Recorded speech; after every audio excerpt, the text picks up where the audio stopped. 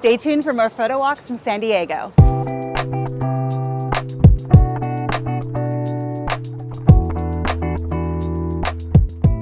Next stop, where else but San Diego, a pretty cool place to spend 3 days.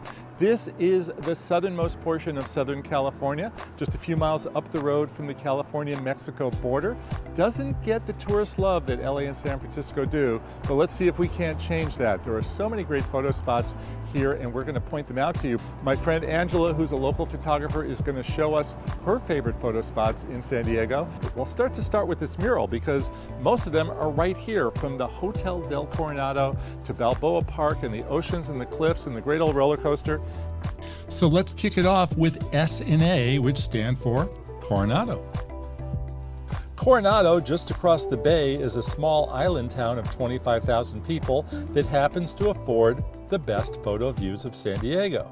It's also home to a huge naval base, and of course it's best known as the locale of the iconic Hotel del Coronado, as pictured in the Welcome to San Diego mural in letter S.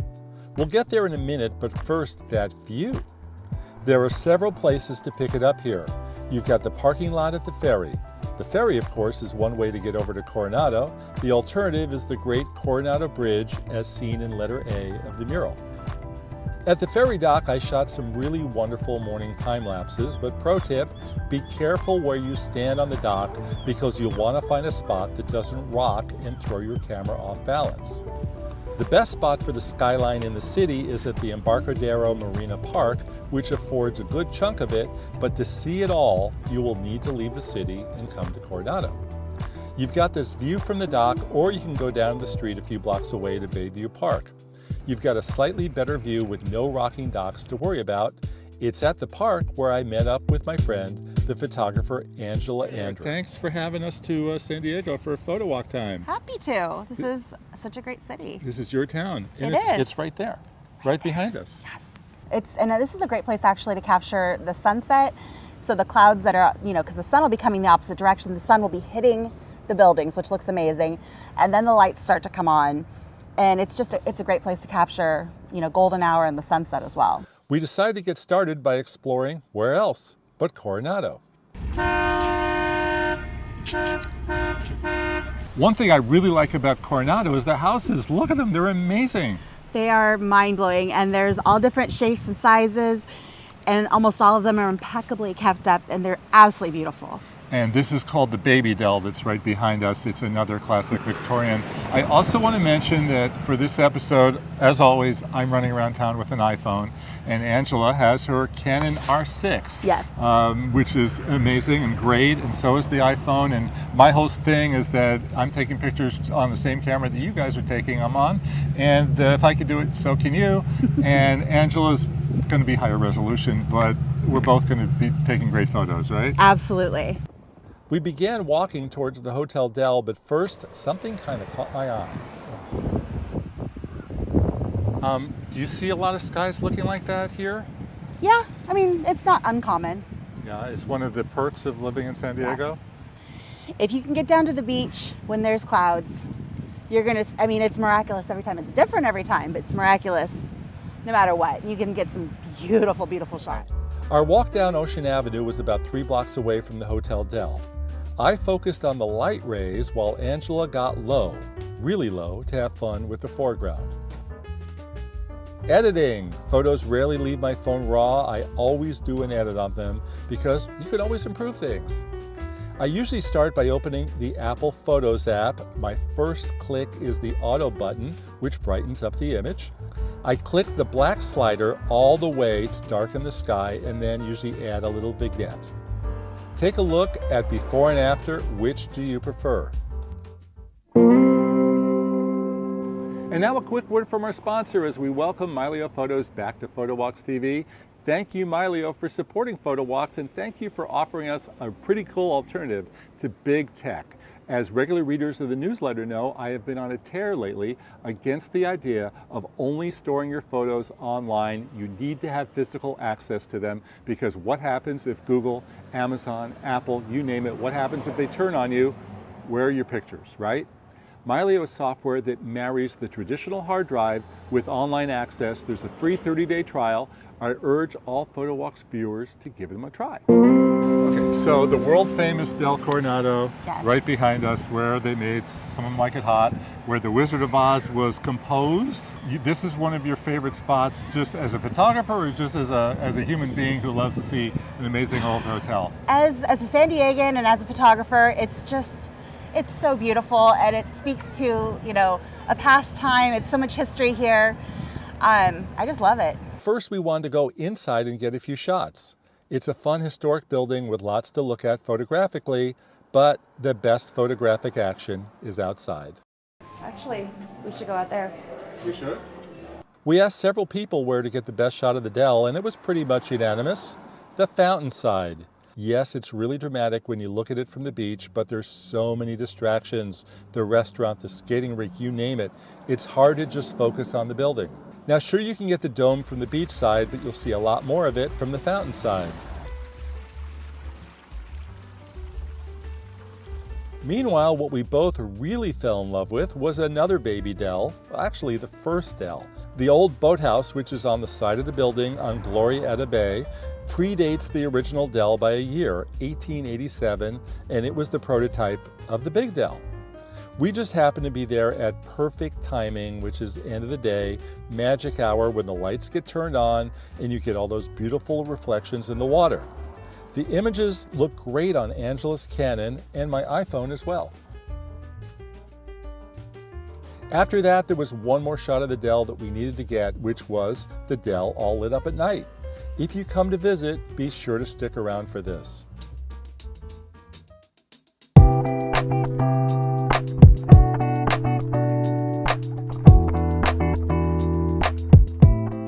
Day 2 began by completing the SAN from the mural, the letter N, which brought my cameras to Chicano Park. This is a unique skate park under the Coronado Bridge. It's also home to some outstanding street murals and is not to be missed.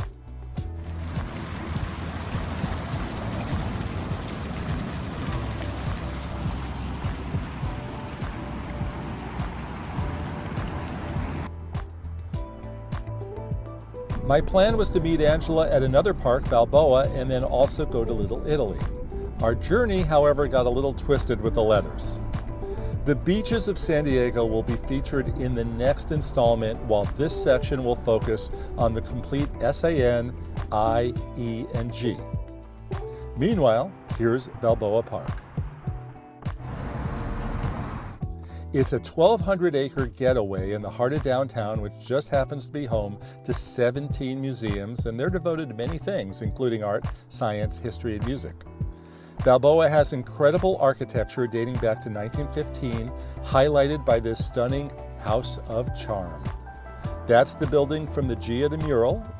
Balboa also happens to be, you guessed it, a fabulous place for photography, as our friend Angela can explain.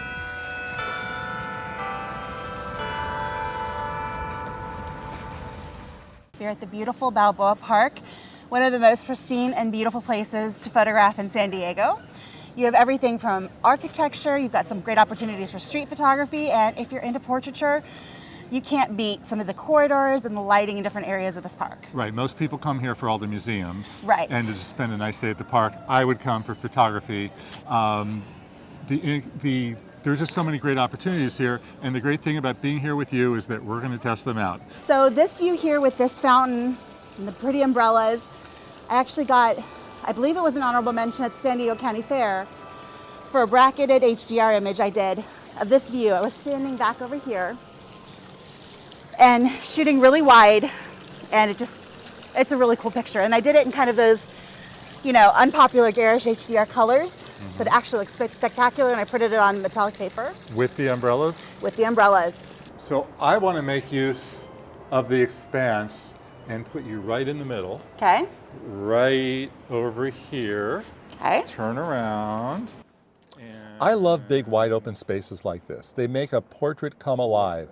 However, I found that when I tried to get this image with Angela, distractions were ruining the shot, namely the lighting fixtures, which were sticking out of Angela's head. So we moved to the side, which gave us the same sort of feel, but without the distractions. Which one do you prefer? So I've said it a million times on the show, and I'll say it again, shade is your best friend when you're shooting portraits. Yes. You are beautifully lit right now. You look incredible. When there's sun beating down your face, we have big shadows under the eyes and things like that. I love greenery. Okay. And I love shooting on portrait mode on the iPhone. I love the fake blurred background that we get from computational photography. Shooting on portrait mode is pretty simple. Make sure to opt for the telephoto look, which on iPhones is 3x. It will blur the background even more so and be a little bit more dramatic. If you have some greenery in the background, all the better. Here's the best portrait of Angela with portrait mode, and take a look at what it would look like if I wasn't using portrait mode. What a difference, huh?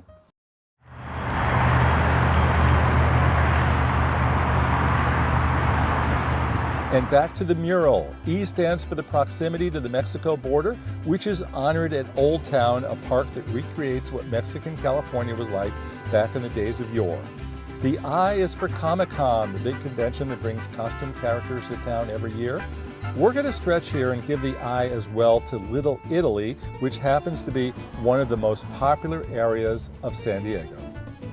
Okay. I can't think of a better place to end day 2 than Little Italy. Absolutely. I hear they have good pizza here. They have good everything here.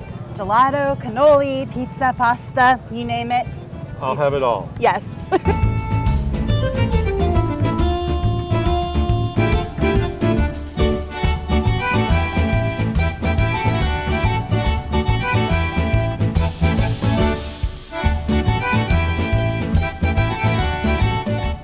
Little Italy, one of your favorite photo spots. I have to be honest, I love it here for food. Yeah. Photography, it didn't jump out at me as I got to bring my camera here as one of the first places I go to in San Diego. Well, I mean, there's a lot of street photography opportunities here. There's a lot of people doing interesting things. But I would say on the weekends is one of the best times to come. You might want to take the trolley because parking is a bear. But there's a great farmer's market. I think it's on Saturday every week. And just the interactions with people, if you like to photograph people doing interesting things, it's a great place to do it. Okay, and if you like your flags, there's a lot of good flags here. There are a lot of good flags. And certainly there's pizza.